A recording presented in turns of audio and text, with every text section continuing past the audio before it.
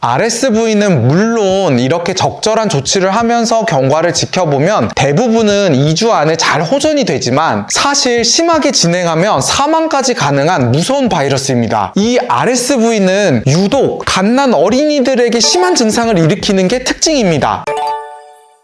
안녕하세요. 표쌤의 친절한 진료실의 표진규 원장입니다. 혹시 우리 아이가 기침이 너무 심해서 잠도 못 자고 열이 나서 병원에 가봤더니만 폐렴이나 모세기관지염으로 진단받으신 경우 있으신가요? 그래서 코 검사를 한번 해봤더니 RSV 바이러스입니다 라고 얘기 들으신 경우 있으실 거예요. 그런데 요 RSV 바이러스가 도대체 뭐지? 이거 위험한 건가? 이렇게 궁금해하셨던 부모님들을 위해서 제가 준비해봤습니다. 지금 날씨가 추워지면서 유독 저희 의원에서도 RSV 바이러스가 많이 나오고 있어요. 오늘은 요 RSV가 어떤 바이러스인지, 그리고 치료와 예방법이 어떤 것이 있는지, 그리고 RSV에 관한 많이 받는 질문들에 대해서 제가 쭉 설명드리겠습니다. 바로 가시죠.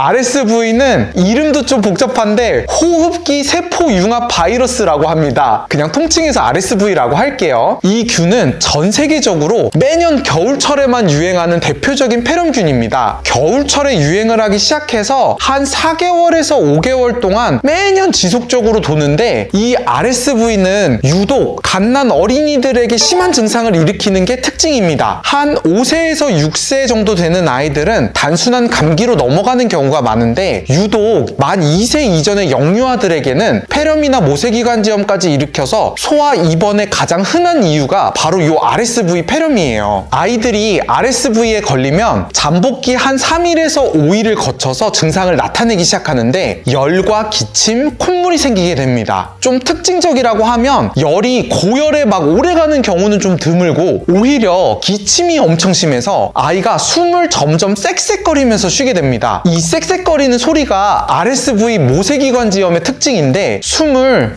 들이쉴 때는 괜찮다가 내쉴 때 쌕 하는 소리가 납니다. 그래서 숨 쉴 때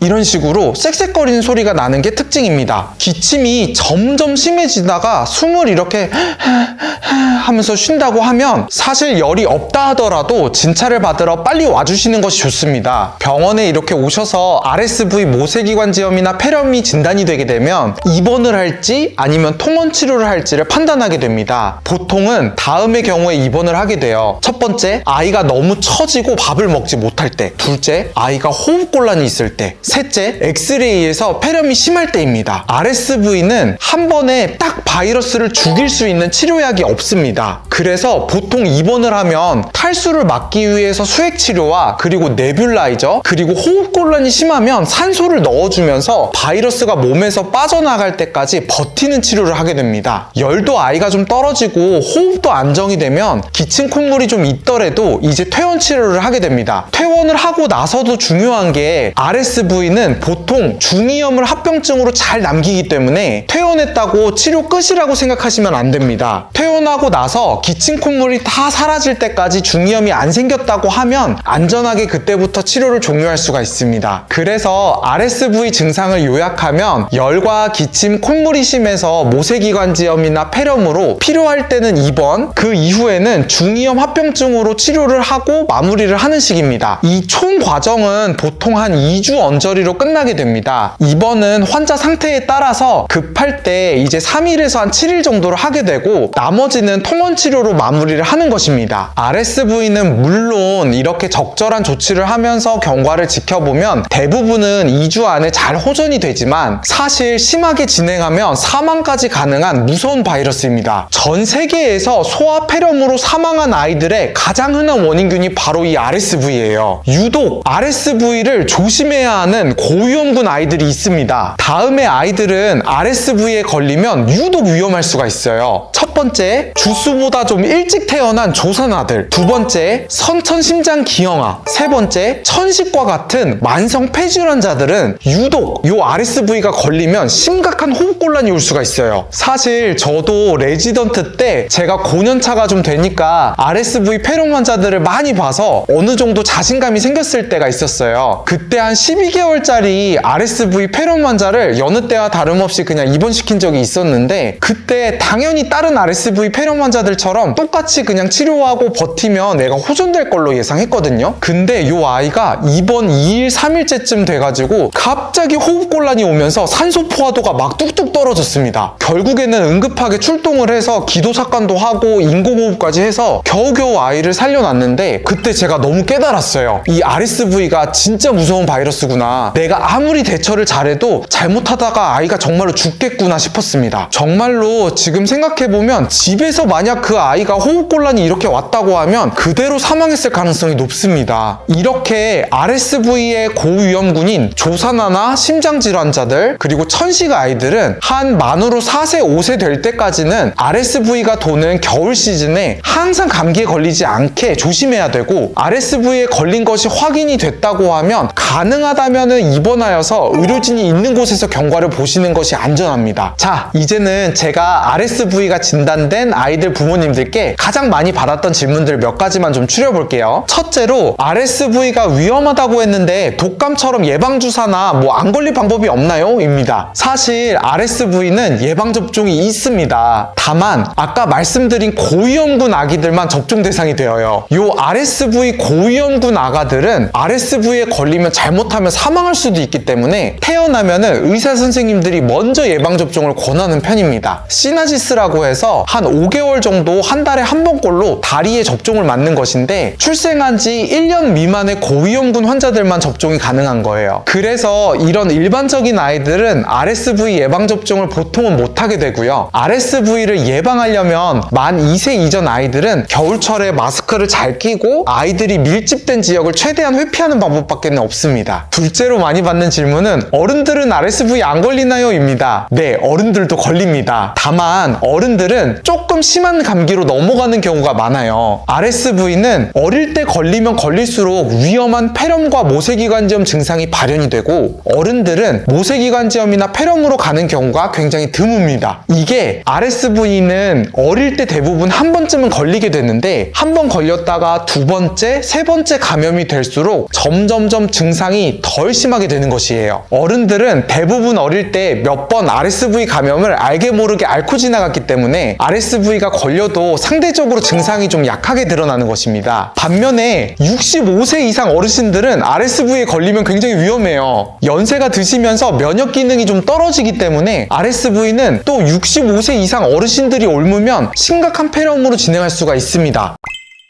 이제 한번 제가 요약을 좀 해드리겠습니다. RSV는 아이들의 심각한 모세기관지염과 폐렴을 일으키는 가장 흔한 균이다. RSV는 어릴 때 걸릴수록 증상이 심하기 때문에 만 2세 이전 아이들은 겨울철에 RSV를 특히 조심하자. RSV는 합병증으로 중이염이 잘 생기는 바이러스여서 외래에서 끝까지 통원 치료를 열심히 하자. 고위험군 아기들은 호흡곤란으로 사망할 가능성이 좀 있으니 특히나 조심하고 입원 치료가 필요할 수 있다입니다. RSV 폐렴에 걸려서 입원하고 계신 혹은 통원 치료를 하고 계신 부모님들께 이번 영상이 조금이나마 도움이 되었기를 바랍니다. 표쌤의 친절한 진료실의 표준규 원장이었습니다. 안녕!